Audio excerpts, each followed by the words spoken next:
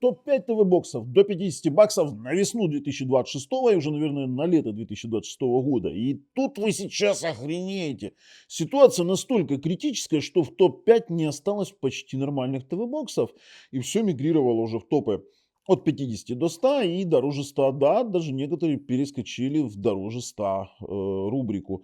Поэтому сегодня мы с вами разбираем то, что еще до 50 долларов можно хоть как-то влезть и купить нормального на канале Технозон. Подписываемся, нажимаем колокольчик, поехали.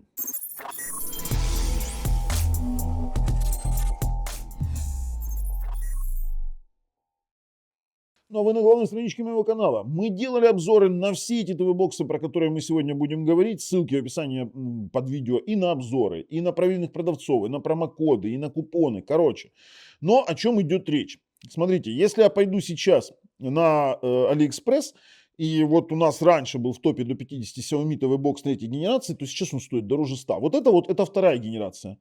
Ну, есть некоторые моменты, которые у нас не проверенные продавцы, а так они все, они уже дороже 100. Дороже 100 в среднем, это вторая. Дороже 100, это вторая генерация. Это, честно говоря, полный шок. Там, где еще можно найти 50-60, я вам, кстати, советую обратить на него внимание, если вы готовы там от 50 до 100 платить. Мы уже выпускали такой топ, он есть у нас на канале. То третьей генерации еще где-то можно найти остатки по там 60 долларов. Уже дешевле 50 не будет, а через месяц-два они будут вообще дороже 100.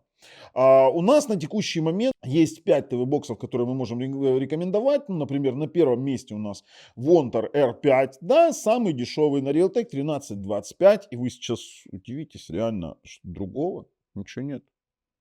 Смотрите, Vontar R5 надо шить. Говорю сразу, есть детские болячки. Но картинка Realtek 1325, у нас есть Mali G57 ускоритель, 4 на 32 формула памяти, вот, допустим, 4 на 32 уже стоит 49,40. А стоит ли его брать? Потому что в этом топе не будет. Вот топ-1 на первом месте, это не значит, что он там лучше всех. Нет. Это значит, что здесь есть много ТВ-боксов, и каждый себе выбирает, он лучший, каждый для своей функции. Но этот ТВ-бокс имеет 100 мегабитный LAN, в отличие от более продвинутой версии, допустим, того же Nexon X11 в Украине или RTX 2. Но RTX 2 уже тоже не будет в этом топе. Он тоже улетел дороже 50.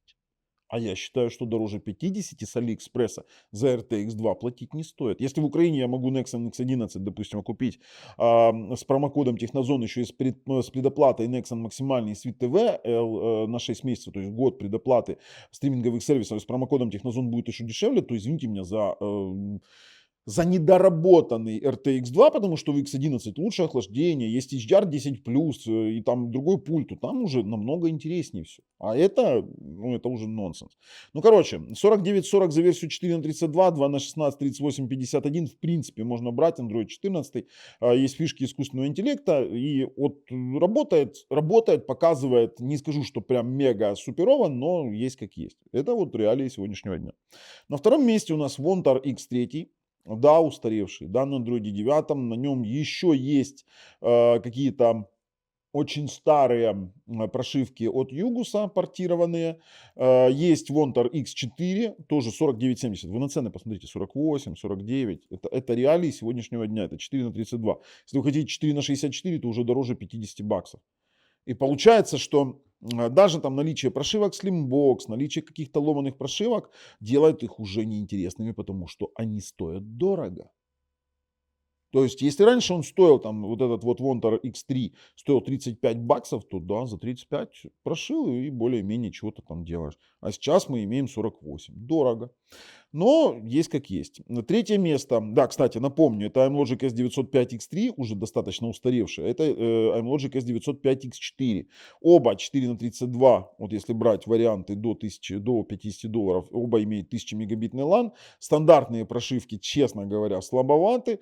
В целом никакой сертификации, как и, допустим, у Vontar R5 нет абсолютно никакой. Стриминговые сервисы украинские будут работать немножко с ограничениями, но это уже дело такое. На третьем месте у нас Stanix W2 на Amlogic S905 W2 это еще то, что вот из старой школы он опять вернулся в топ, хотя 4 на 32 стоит уже 49,91. Твою мать. А на него есть Slimbox прошивка, слабоват Wi-Fi 5 ГГц, можно прошить, будет работать, в принципе, люди пользуются. На 4-м месте у нас единственный сертификат в топе, это мы нашли GD1, и то он в очень ограниченном количестве. Вот он у меня есть, я когда-то делал обзор на Google TV, на Amlogic S905Y4, Netflix сертифицированный, но это версия 4 на 32, у меня версия 4 на, это версия 2 на 16, у меня версия 4 на 32, есть еще, ну, была такая, она эксклюзивная была, я так попользовался, и версия 2 на 16, но, опять же, когда они закончатся, вот эти 14 штук, он единственный по такой цене в Украине есть, вот этот вот продавец. Когда он закончится, он будет уже тоже дороже $50. К сожалению, это самый грустный топ до $50, который я выпускал за последний год. Это самый грустный топ. Если вы не понимаете, почему так, то кидаем вам в описании под видео ссылку, почему все дорожает.